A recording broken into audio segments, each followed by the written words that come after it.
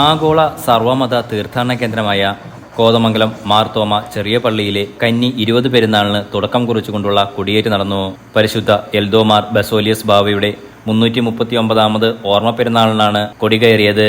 പള്ളി വികാരി ഫാദർ ജോസ് പരത്തുവയലിൽ വർണ്ണാഭമായ കൊടിയേറ്റ് കർമ്മം നിർവഹിച്ചു.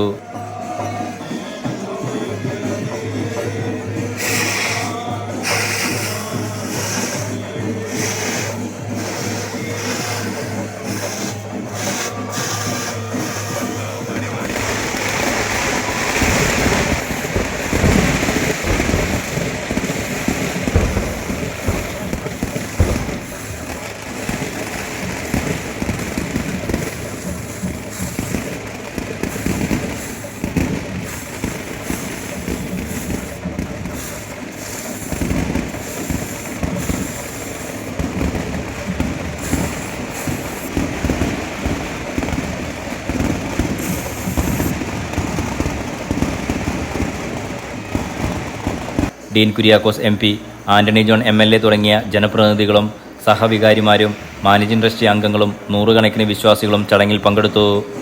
Enlight news, Kothamangalam.